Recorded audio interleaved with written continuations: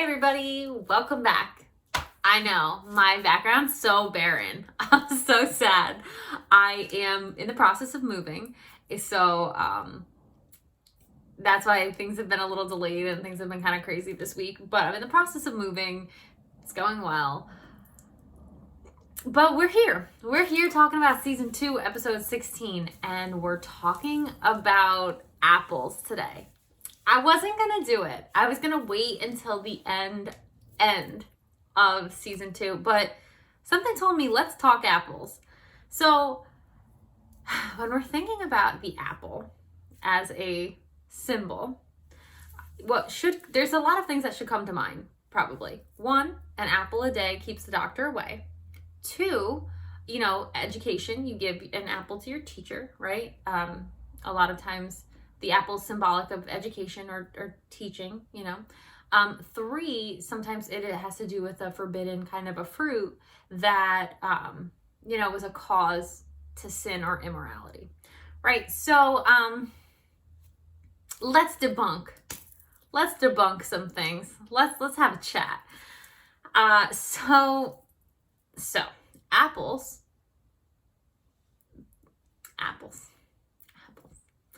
When we're talking about apples and we go back, a lot of sources say, oh, the first time the apple is mentioned is in the Bible. That is not true. Okay? In Genesis, at no point is the word apple mentioned. Okay? Now you can grab any version of any Bible and you're not going to see apple. You'll see the word fruit, right? And fruit, it had been translated, apple had been a sort of container as a translation for fruit. But actually, apples are not really indigenous to the Mediterranean landscape. You get figs, you get dates, you get olives, you get grapes.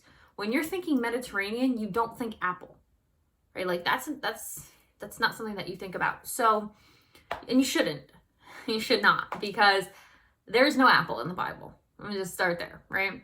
What there is in the Bible is in specifically Genesis, where a lot of people say, Eve ate the apple. That is a lie.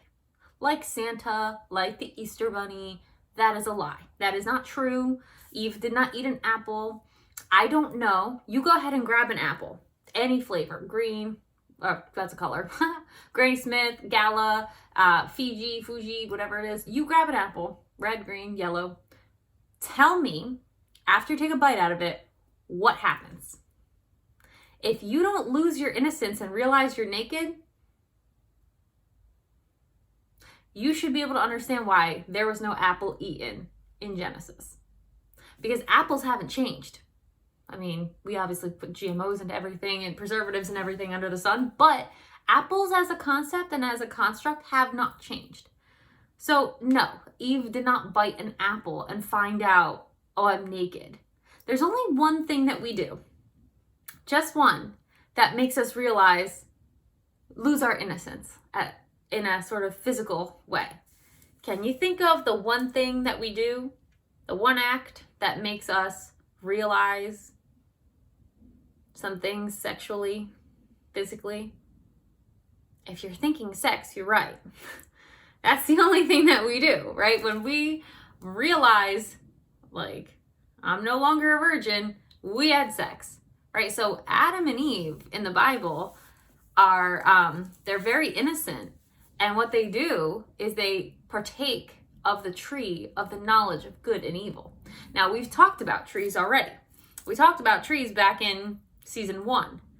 So we already know, this is not a far-fetched thing here, that trees are symbolic of people, right? So you have your trunk, which again, trees have a trunk, we have a trunk.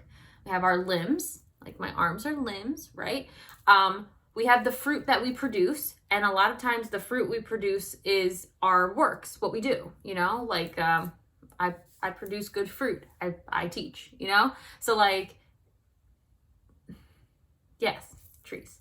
So biblically, and I don't mean to give you this big biblical background, but the apple myth has to be debunked from the garden. It has to.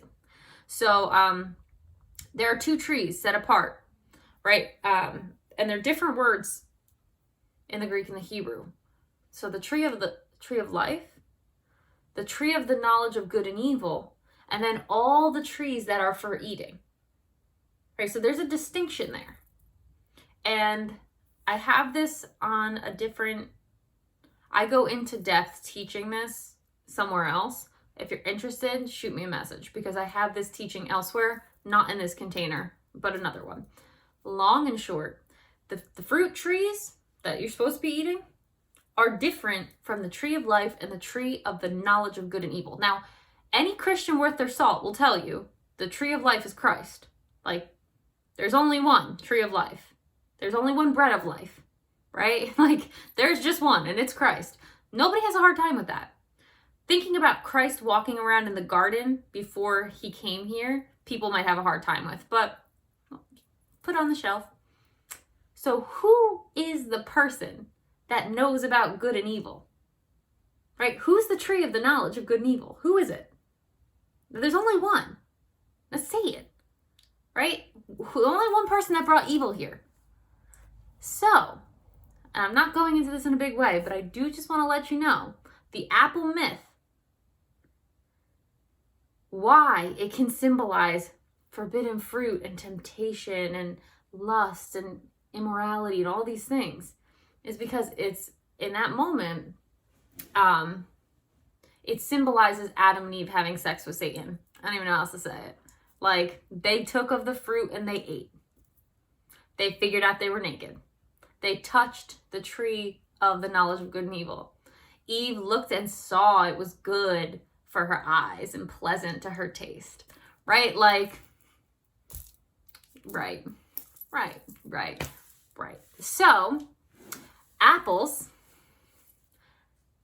the best thing, although they are symbolic of a lot in our culture nowadays, they're, like I said, they're symbolic of health and morality, temptation. Really, it's like, what is the apple good or is it bad?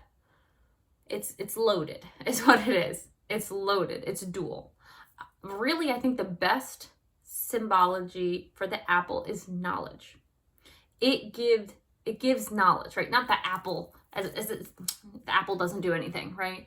No more than a ladder transports people from, one place to another, but in a sort of symbolic sense, the apple is going to be symbolic. The best representation, I would say, is of knowledge, because that is what they got. They got carnal knowledge. They got sexual knowledge. Homosexuality starts in the garden with Adam and Lucifer. So there is a heavy burden that comes with knowledge. I was just talking about this with one of my clients today. We do not understand the real heavy burden that comes with knowing things. You don't realize it until you know something and you're like, oh my God, I need to tell somebody about this. And it's like, well, you're not supposed to, because the person who came to you told you not to tell, right? There is a burden. There's a heaviness that comes with knowing something you're not ready to find out. Knowledge is a tricky currency. And on one hand, yes, knowledge is absolutely power. However, knowledge can also be extraordinarily debilitating. Not everybody can handle the truth, right? And that's, I think, a few good men. You want the truth, you can't handle the truth. Well, that's true. That's actually real. There are people who just cannot handle the truth of a matter. We're really seeing it now. We see this very large divide that has come on, where some people are looking for the truth, and some people are just cool with just eating the lies because they can't handle the truth, right? Everybody is functioning to the best level of their awareness. So apples are always going to be symbolic of knowledge, but there's so many different things and ways in which we can learn. And for every one thing we know, there's millions that we don't. So we'll never know it all, right? Just like if you go into a library, you'll never read every book. We can't ever know it all. We can't ever obtain it all. We can't ever acquire it all. So when we're seeing, apples, it should be a good indication or reflector of, well, what do we know? What do we need to learn? What do we need to take an inventory of? Because there's so many ways in which we learn, right? one hand, self-awareness, self-knowledge. So few of us have that. So many people have blinders on in regards to themselves. And we lie to ourselves all the time. We tell ourselves one thing that we actually know isn't true, right? I just did this where I was like, I really wanted this relationship to work, and it just, I think in my heart of hearts, I knew it wasn't working at all, you know, and I still wanted it to, because I was like, maybe. And it was just no, just literally no, you know?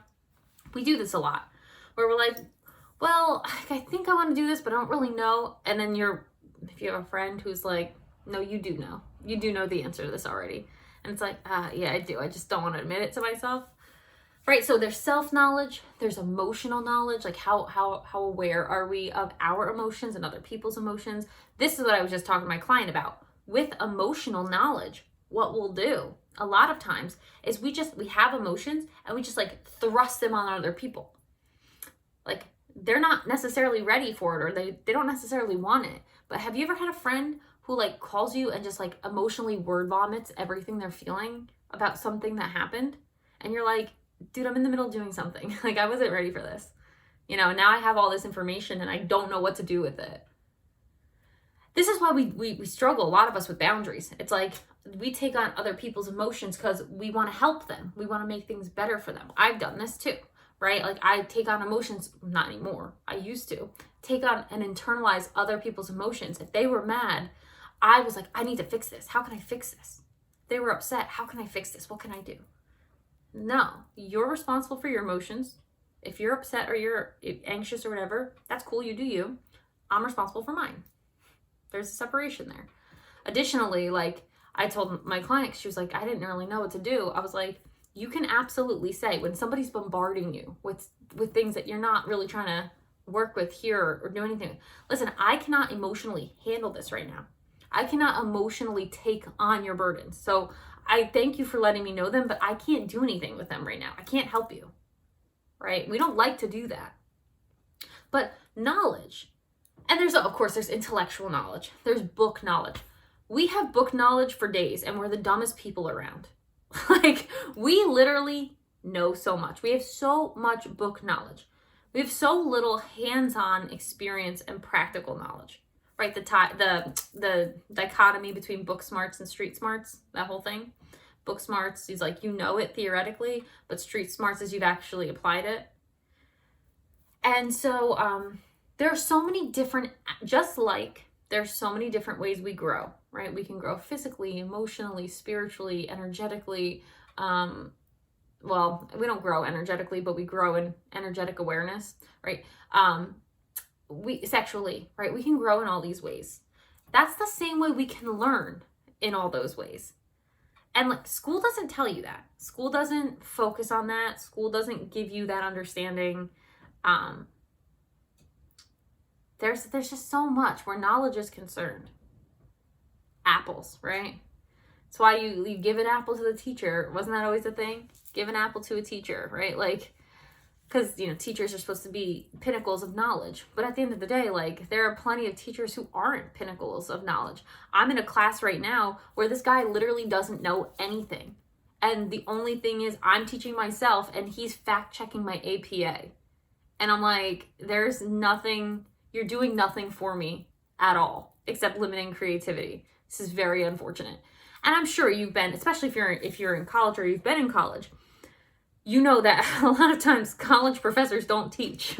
You teach yourself the material and they like stand by and grade it. You know, it's just like, what the heck is this? So the thoughts about knowledge and about teaching and surrounding it are extraordinarily convoluted now. I mean, we've come a far cry. You know, because really what it is, I was telling someone else this the other day, is when it comes to educational systems in the United States, if nothing else, in this country, the curriculum is not made by anybody who knows anything about curriculum, right? Think about the process of the education system.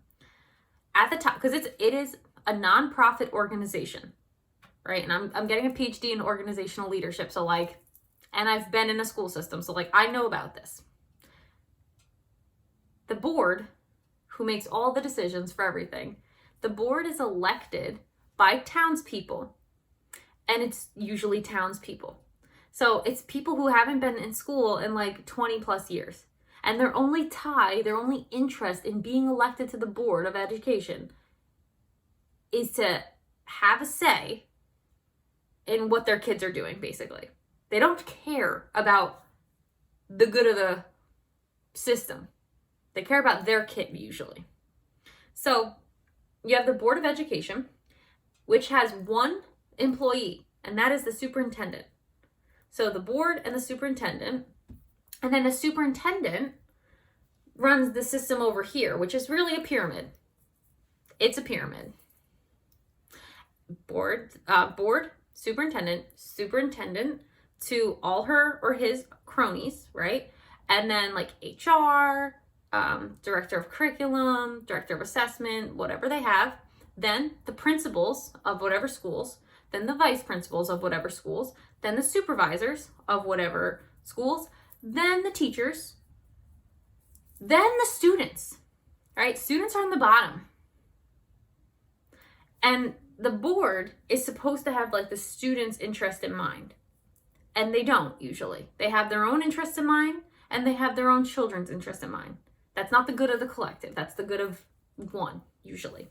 And this is why we have a lot of politics in the educational systems, because there are very few people who make the rules that actually know what's going on.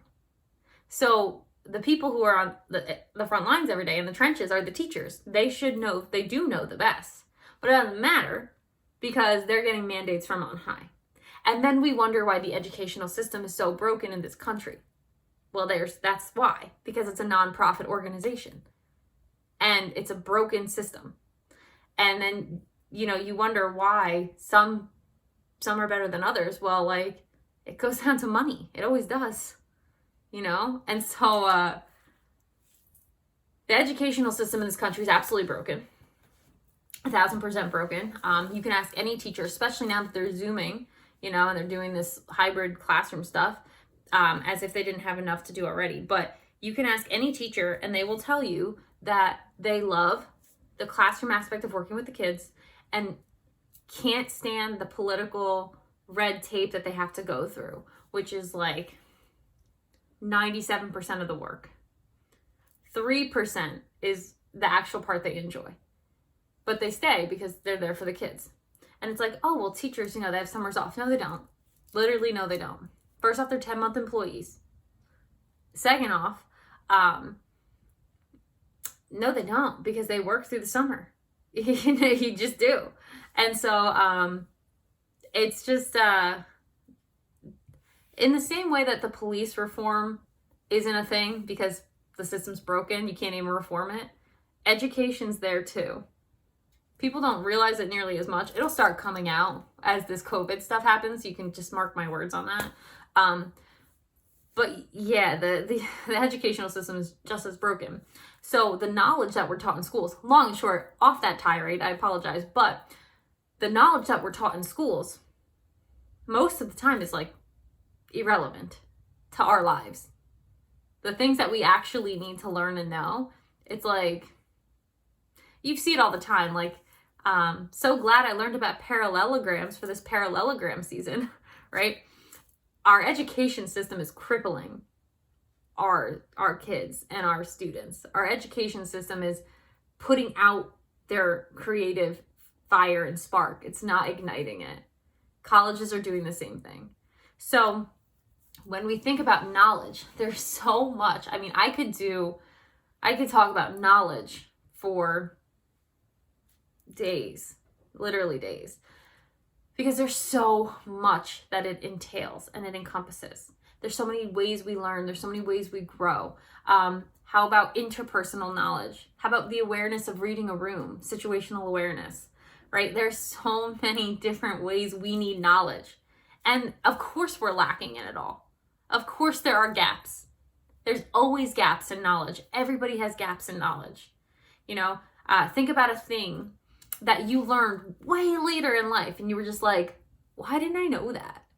Right? My stepdad just learned literally 2 days ago that his parents were only married for 8 months before his older brother was born. He's 57 and both his parents are dead. Like, there's just things that we learn that we just never put together, we never think about. I mean, my mom used to call like a butt a ghoulie, or like a coolie, you know, if you're Italian. I didn't know that. And I just, for the longest time, thought my butt was a ghoulie. I didn't know there was an actual word for butt. Like, I was just like, oh, this is my ghoulie. And it was like, no, it's not. That's not a thing. I mean, it is a thing in another language, but I didn't know that. Because she took that from my Italian grandparents. I didn't learn that until, you know, much later than I should have, because this is what happens when we're growing up. The transfer of knowledge, so interesting. The burden and the responsibility that comes with knowing. Ben Franklin said it best. He said, 3 can keep a secret if 2 are dead, right? 3 can keep a secret if 2 are dead, because we don't know what to do with the burden of knowledge, with the responsibility of knowledge. It's much heavier than we realize a lot of times. And, you know, they say curiosity killed the cat, satisfaction keeps it coming back. Well, that's what it is. Curiosity and like the urge to know, like I have to know this thing, gets us into trouble. We ask questions we're not ready for the answer for, right? It's like, hey, do I look good in this? And it's like, honestly, babe, no. It's like, what? Don't ask the question if you're not ready for an answer that might not go along the lines of what you hope it is. You know, and so we do this all the time because we think we want to know, and then we find out and we're like, aha, I don't want to know. I don't know what to do with this. Stop it. Right? So knowledge. Apples really ultimately have to do with knowledge. But from knowledge, so many things come out of that.